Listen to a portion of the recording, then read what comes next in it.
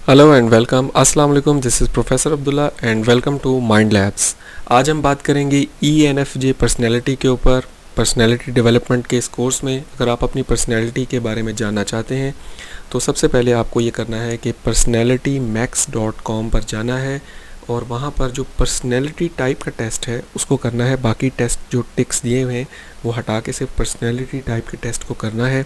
आपसे कुछ सवाल पूछेगा और उसके बाद आपसे जो आंसर्स की बेसिस पे आपको बताएगा कि आपकी पर्सनैलिटी की टाइप क्या है। 16 टाइप्स होती हैं मेयर ब्रिग्स पर्सनैलिटी टाइप के मुताबिक, और उसमें से आपकी एक टाइप होगी INFJ, ENFP, INTJ, जो भी टाइप निकलेगी उसके बाद आपने उसके बारे में स्टडी करना है और यूट्यूब पे आके प्रोफेसर अब्दुल्ला या माइंड लैब्स लिख के अपनी टाइप को लिखना है।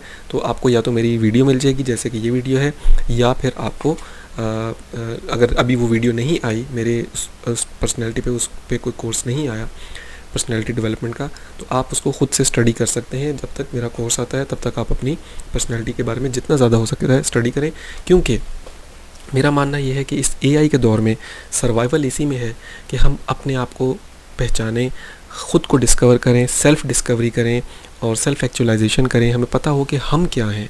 जब हमें ये पता होगा कि हम क्या हैं, हमारी स्ट्रेंथ्स एंड वीकनेसेस क्या हैं, हमें दुनिया में क्यों भेजा गया है, हमें क्या कैरियर चूज़ करना चाहिए और हम किस चीज़ में अच्छे हैं, हमें अंदर से पता लगे तो ही हम सर्वाइव कर सकते हैं। अदरवाइज़ इस AI के दौर में सर्वाइवल बहुत मुश्किल होने जा रहा है।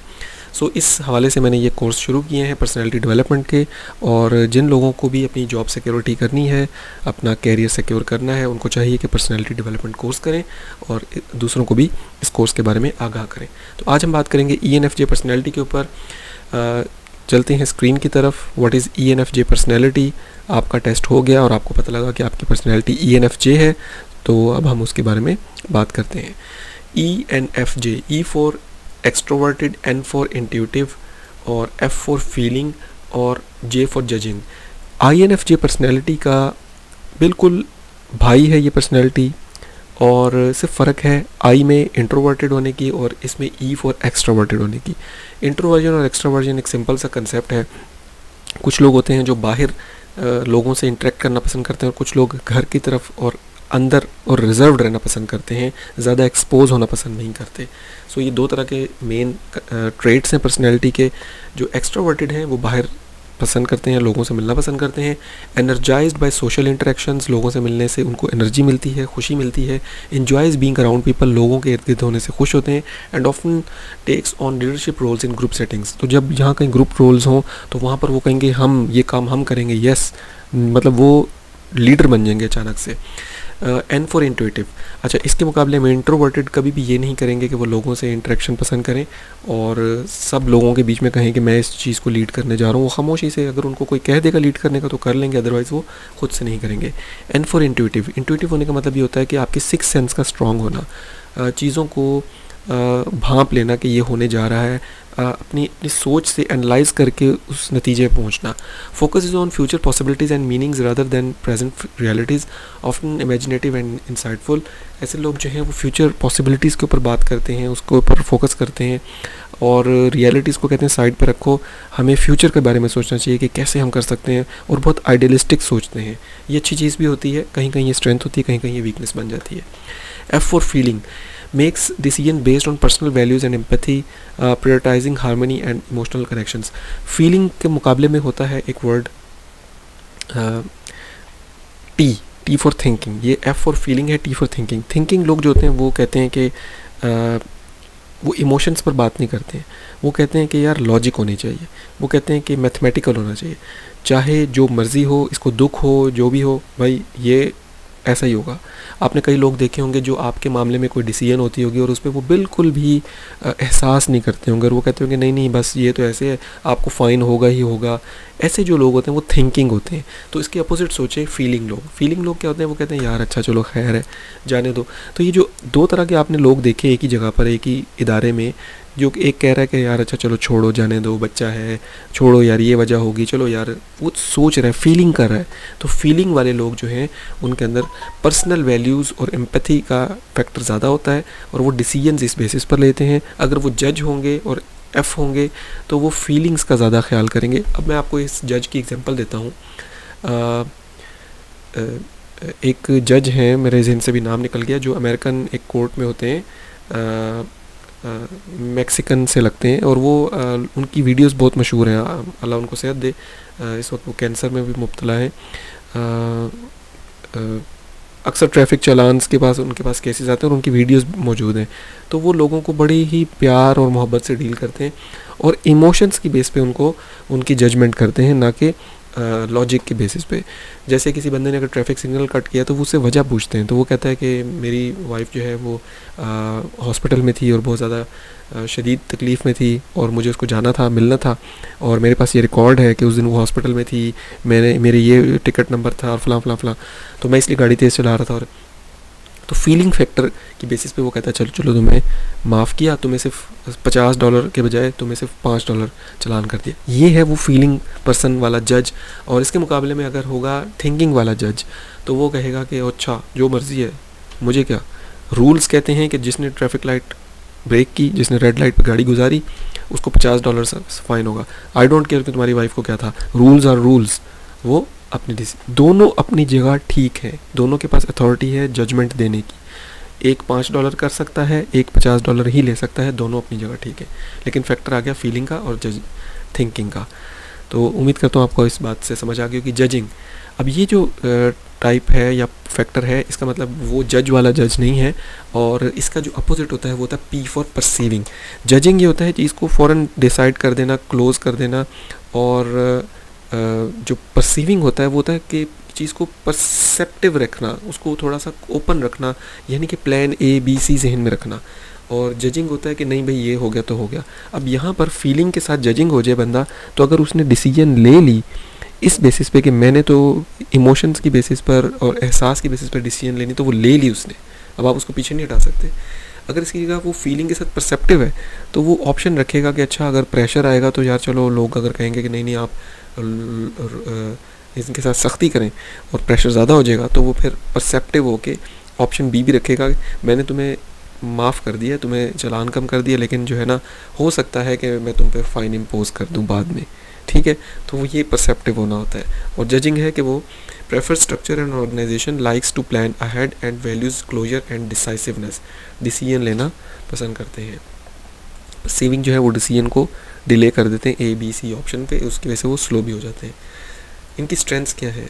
कैरिज्मेटिक एंड इंस्पायरिंग, क्योंकि एक्सट्रोवर्टेड हैं तो कैरिज्मेटिक तो होंगे, इंस्पायरिंग तो होंगे। एम्पैथेटिक एंड अंडरस्टैंडिंग, लोगों का एहसास रखते हैं और समझते हैं। स्ट्रॉन्ग कम्युनिकेशन स्किल्स, अच्छी बात कर सकते हैं, ये एक्सट्रोवर्जन की वजह से उनको एडिड बेनिफिट मिल जाता है। नेचुरल लीडरशिप एबिलिटीज़, लीडरशिप जो है वो एक्सट्रोवर्जन की वजह से भी आती है, और लीडरशिप जो है ये इन 3 फैक्टर्स, खासतौर पे इंट्यूटिव होने और फीलिंग फैक्टर होने की वजह से लीडरशिप, एम्पैथी से लीडरशिप आती है। लीडरशिप का मतलब ये नहीं होता कि कोई मजमे में खड़ा होकर कहे कि मैं लीडर हूँ। लीडरशिप का मतलब ये होता है कि फॉर एग्जांपल कुछ लोग जा रहे थे, अचानक से उनमें एक बंदा फिसल के गिर गया सड़क पे, बाकी लोग चलते रहे, एक राहगीर साइड पे वो भी जा रहा था, तो वो रुका और उसने जाके उन बंदों में से जो एक बंदा फिसल के गिर गया था उसको खड़ा किया, कपड़े झाड़े, उसको कहा भाई आपको कोई मसला तो नहीं, आपको आपकी तबीयत ठीक है। इसको लीडरशिप कहते हैं। लीडरशिप इसको नहीं कहते कि जी मैं लीडर हूँ तुम्हारा, मुझे वोट दो। लीडरशिप ये नहीं होती। Visionary and future oriented, visions होते हैं इनके दिमाग में और फ्यूचर ओरिएंटेड होते हैं। वीकनेसेस क्या है? May neglect personal needs for others, अपनी पर्सनल नीड्स को भूल सकते हैं लोगों की नीड्स पूरी करने के चक्करों में। Tendency to be overly idealistic, इनमें टेंडेंसी होती है, इस चीज़ का रुझान होता है कि ये बहुत ज़्यादा आइडियलिस्टिक हो सकते हैं। ये कहेंगे दुनिया को बस ऐसा होना चाहिए, बहुत ही ज़बरदस्त किस्म का, जबकि दुनिया जो है उसके बारे में कंसेप्ट है the life and this world is not the bed of roses, it is the bed of thorns. ये कांटों का एक बिस्तर है और बहुत आइडियलिस्टिक नहीं होती है दुनिया। ये वीकनेस है। अगर आप बहुत आइडियलिस्टिक सोच के चलेंगे, हर किसी को बहुत अच्छा समझेंगे, तो हो सकता है कि ऐसा ना हो। डिफ़िकल्टी विद क्रिटिसिज्म हो तो इनको ज़रा मुश्किल होती है, दिक्कत होती है, क्योंकि ये समझते हैं कि इन्होंने जो डिसीजन लिया वो बिल्कुल ठीक लिया था। Can be overly sensitive to conflict, लड़ाई झगड़े में, मसले में, कन्फ्लिक्ट में हो सकता है कि ये इमोशनल हो जाएं, हो सकता है रोएं, हो सकता है अगर रोएं नहीं तो हो सकता है कि लड़ें, ठीक है। तो ये सेंसिटिव हैं कन्फ्लिक्ट के मामलात में। Struggles with decision making under pressure, pressure में जो है ना डिसीजन मेकिंग इनसे मुश्किल होती है। अपने तौर पे डिसीजन लेनी है तो वो ले लेते हैं, लेकिन प्रेशर में डिसीजन ज़रा मुश्किल होती है। तो इनको चाहिए कि प्रेशर में आए बगैर डिसीजन लें, जब डिसीजन लें तो प्रेशर ना हो। कैरियर ऑप्शंस प्रायोरिटाइज्ड, पहला कैरियर ऑप्शन इनके लिए, क्योंकि ये जो इनके लिए बेस्ट है वो एजुकेशन सेक्टर है, टीचर हैं, क्योंकि एक्सट्रोवर्टेड है, ज़्यादा लोगों में बात कर सकते हैं। ऑल्दो INFJ इंट्रोवर्टेड वाला जो इसी का अपोजिट है इंट्रोवर्जन में, उसके लिए भी टीचिंग टॉप प्रोफेशन है। जब INFJ टीचिंग में आता है तो वो ये नहीं देखता, इंट्रोवर्जन को नहीं देखता।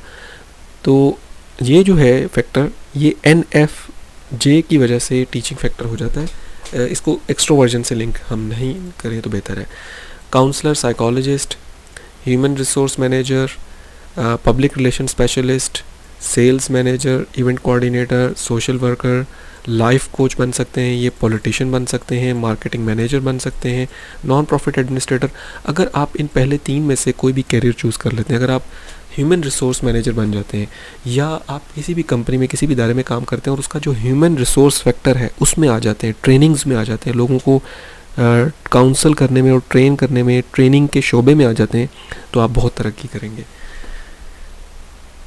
इसके अलावा फंड रेजर्स बन सकते हैं किसी भी कंपनी के और नॉन प्रॉफिट ऑर्गेनाइजेशन के, स्पीच पैथोलॉजिस्ट बन सकते हैं, रिलीजियस लीडर बन सकते हैं। अगर आप मज़हबी रुझान रखते हैं तो आप दीन को पढ़ें और दीन में लीडरशिप ले सकते हैं। आप राइटर, जर्नलिस्ट बन सकते हैं, कस्टमर सर्विस मैनेजर बन सकते हैं, इवेंट प्लानर बन सकते हैं, ऑक्यूपेशनल थेरेपिस्ट बन सकते हैं और HR स्पेशलिस्ट, जो मैंने पहले ही बताया कि ह्यूमन रिसोर्स के अंदर आपका कैरियर बहुत स्ट्रॉन्ग जा सकता है। आप किसी भी फील्ड में आप ह्यूमन रिसोर्स को स्टडी करें और ह्यूमन रिसोर्स में घुस जाएँ, आपका कैरियर बहुत स्ट्रॉन्ग हो जाएगा और AI से आपको ख़तरा नहीं होगा। Good qualities, charismatic and persuasive, empathetic and supportive, लोगों को सपोर्ट करते हैं। एम्पैथी कहते हैं किसी के दुख दर्द को अपना दुख दर्द समझना। Excellent communication and interpersonal skills, communication तो आपस में बातचीत करने को स्किल्स को कहते हैं, समझ के एहतियात के साथ बातचीत करना इनकी गुड क्वालिटीज़ हैं। इंटरपर्सनल स्किल्स होते हैं कि लोगों से इंटरेक्शन के जो स्किल्स होते हैं, इनको बात करने का, उनसे ताल्लुकात कायम रखने का तरीका आता है, ये गॉड गिफ्टेड इनके पास एबिलिटी है। Visionary and inspiring leadership style होता है इनका, ये जब भी लीडरशिप करते हैं तो वो इंस्पायरिंग होती है, लोग उससे इंस्पायर्ड हो जाते हैं। Strong sense of purpose and values, इनकी जो वैल्यूज़ हैं बहुत स्ट्रॉन्ग होती हैं और जिस काम को भी करते हैं उसमें पर्पस होता है, एक मकसद होता है। Qualities as an employ, collaborative and team oriented, ये टीम वर्क बहुत अच्छा करते हैं, कोलैबोरेट करके। इंस्पायर्स एंड मोटिवेट्स कोलीग्स को भी साथ पुश किए रखते हैं, इंस्पायर किए रखते हैं। Excellent at building relationships, sales and marketing में बहुत अच्छी इसकी ज़रूरत होती है और HR में भी, कि रिलेशनशिप अच्छे रखें अपनी इन्वायरमेंट में। Adaptable and open to feedback, यहाँ पर थोड़ा सा है कि ये अडेप्टेबल हैं, ओपन टू फीडबैक हैं, लेकिन क्रिटिसिज्म जो है ना वो थोड़ा सा इनको तंग करता है। स्ट्रेटेजिक एंड गोल ओरिएंटेड होते हैं, अपनी स्ट्रेटजी से चलते हैं और गोल बनाकर चलते हैं। Qualities as an service provider, यानी कि अगर आप किसी कंपनी में जॉब कर रहे हैं तो आप क्या क्वालिटीज़ आप रखते हैं। ये जो सर्टिफिकेट कोर्स है इसका फ़ायदा ये है कि आप इसके सर्टिफिकेट पे ये पॉइंट्स मेंशन होंगे। इसका फ़ायदा ये है कि जब भी आप कहीं अप्लाई करेंगे तो आपके पर्सनैलिटी की स्ट्रेंथ्स एंड वीकनेसेस वहाँ लिखी होंगी। हमने स्पेसिफिकली स्ट्रेंथ्स लिखी हुई हैं, वीकनेसेस नहीं मेंशन की। वीकनेसेस को ज़्यादा ज़रूरी नहीं है मेंशन करना, लेकिन स्ट्रेंथ्स ज़्यादा इंपॉर्टेंट है। वीकनेसेस जो हैं वो आपने इस कोर्स में सीख लिया कि मेरी वीकनेसेस ये हैं, मैंने इनको ओवरकम करना है। सो हमें बताना है कि उस सर्टिफिकेट में कि आपकी क्वालिटीज़ क्या हैं। सो क्वालिटीज़ आपकी क्या है? Provide sympathetic and personalize service, एहसास के साथ सर्विस देते हैं। Excellent at building rapport with clients के साथ अच्छे ताल्लुकात बनाते हैं। इफेक्टिव कम्युनिकेटर्स एंड लिसनर्स, अच्छा बोलते हैं और अच्छा सुनते हैं, जो कि बहुत इंपॉर्टेंट चीज़ है, listening. Offers visionary and innovative solutions, company को बहुत अच्छे विजनरी सॉल्यूशंस देते हैं और इनोवेटिव सॉल्यूशंस देते हैं। Committed to achieving clients goal with integrity, client के जो गोल्स हैं, कंपनी के जो भी क्लाइंट्स हैं उनके जो गोल्स हैं उनको अचीव करने में बहुत ही दयानतदारी, इंटेग्रिटी कहते हैं दयानतदारी को। ऑनेस्टी और इंटेग्रिटी ये थोड़ा करीब करीब के लफ्ज़ हैं। इंटेग्रिटी का मतलब ये होता है कि जब आपको कोई ना भी देख रहा हो तो भी आप काम नेक नियति से करें। सो इनके अंदर ये बहुत अच्छी है एबिलिटी। समरी, ENFJs यानी कि extroverted, intuitive, feeling and judgmentals, ये लोग जो हैं are charismatic and empathetic individuals who excel in roles that involve inspiring and leading others. They prioritize harmony and connection, often serving as mentors. अच्छा, ये often word मैं often ही बोलता हूँ, अब इसको often बोला जाता है आई थिंक अमेरिकन इंग्लिश में या ब्रिटिश इंग्लिश में, ये भूल जाता हूँ मैं, लेकिन मैं इसको often बोलता हूँ. Often serving as mentors and advocates for those around them. While they may struggle with criticism and decision making under pressure, their strong communication skills and visionary leadership make them valuable contributor in various fields. So ये है आपकी strengths and weaknesses. बहुत अच्छी आपकी strengths हैं, और अब ये सर्टिफिकेट जो है अब आपको जब आप प्रेजेंट करेंगे तो आपको पता होगा आपकी स्ट्रेंथ्स एंड वीकनेसेस क्या हैं, और आपकी जो qualities as an employ service provider है वो क्या है. आपके एम्प्लॉय को भी पता लगेगा, HR वालों को पता लगेगा, और आपकी CV वो वाहिद CV हो सकती है कि जिसमें ये सर्टिफिकेट मौजूद हो, जिसमें आप जब इंटरव्यू में बैठेंगे तो ये बात करेंगे कि सर जो भी यहाँ पर बाकी आए हैं उनके पास गूगल से रटा रटाया मटेरियल है उनकी स्ट्रेंथ्स एंड वीकनेसेस के बारे में. मेरे पास माइंड लैब्स का सर्टिफिकेट है जो कि एक प्रोफेशनल डेवलपमेंट और काउंसलिंग की कंपनी है, और वो एनालिसिस करके बताते हैं और सर्टिफिकेट देते हैं कि आपके अंदर क्या स्ट्रेंथ्स एंड वीकनेसेस हैं. और मैं जो आपसे बात कर रहा हूँ पूरे कॉन्फिडेंस से बात कर रहा हूँ कि मैं क्या हूँ. सबके डाटा आपके पास है, मेरा डाटा भी है, लेकिन आपको ये नहीं पता कि वो क्या है अंदर से, क्योंकि इंटरव्यू इंसानों का होता है, मशीनों का इंटरव्यू नहीं होता. तो जब इंटरव्यू पे बुलाया किसी इंसान को और वो इंसान ये बताए कि मैं हूँ कौन, बाकी तो मशीनों की तरह है, तो फिर उसको सिलेक्ट किया जाएगा इस AI के दौर में कि जहाँ उन लोगों को रिप्लेस किया जा सकता है, जहाँ सेठ को ये पता है कि मुझे तो इनका पता नहीं ये कौन है, ये अंदर से क्या है, लेकिन जिसका उसको पता है कि ये अंदर से क्या है वो उसको अपने साथ हमेशा रखेगा. So this is what I am doing in mind labs. और बहुत सारे लोगों को इसकी समझ आ गई, बहुत सारे लोगों को अभी तक नहीं आई. उम्मीद करता हूँ आपको भी समझ आएगी, सबको आ जाएगी, एक वक्त आएगा सबको समझ आ जाएगी जो मैं करना चाह रहा हूँ. And that is to secure your future in this AI revolution. एक तरफ मैं AI भी सिखा रहा हूँ, और AI का कोर्स करने की ज़रूरत नहीं है. सिंपल AI की जो भी यूट्यूब पे और इन्फॉर्मेशन मौजूद है, ChatGPT का यूज़ है, उसको सीखें और अपने कैरियर में उसका यूज़ लाएं. कोई अलग से AI का कोर्स करने की ज़रूरत नहीं है अनटिल और unless you are computer programmer. तो आपको तब भी, अगर आप कंप्यूटर प्रोग्रामर हैं तो आपको AI लैंग्वेज सीखनी चाहिए, अदरवाइज़ AI के अंदर नहीं जाना चाहिए, सिर्फ AI टूल्स को यूज़ करना चाहिए. सो अब तक के लिए इतना ही. आपको बताता चलूँ कि आपने सर्टिफिकेट कैसे डाउनलोड करना है. वीडियो के लिंक में mindlabsblog.blogspot.com ये लिंक होगा. आप इस तरह से जाएंगे, वहाँ पर लिखा होगा ENFJ पर्सनैलिटी टाइप, उसको क्लिक करेंगे, इस तरह से सर्टिफिकेट होगा उसके अंदर. उस सर्टिफिकेट को आपने राइट क्लिक करके सेव इमेज करना है, और ये हो जाएगा सेव. इसके बाद आपने इसको अपने कंप्यूटर में खोल लें, या आप प्रिंटर वाले के पास लेके जाएं, यहाँ पर उसको कहें मेरा नाम लिख दे. जब आपका नाम लिख देंगे तो फिर उसके बाद आप उसको प्रिंट ले लेंगे और आपके पास आपके नाम के साथ सर्टिफिकेट आ जाएगा. And this is how it works. So अब तक के लिए इतना ही. मिलते हैं इंशाल्लाह अगले किसी कोर्स में माइंड लैब्स की ही प्लेटफॉर्म पे. अल्लाह हाफिज़.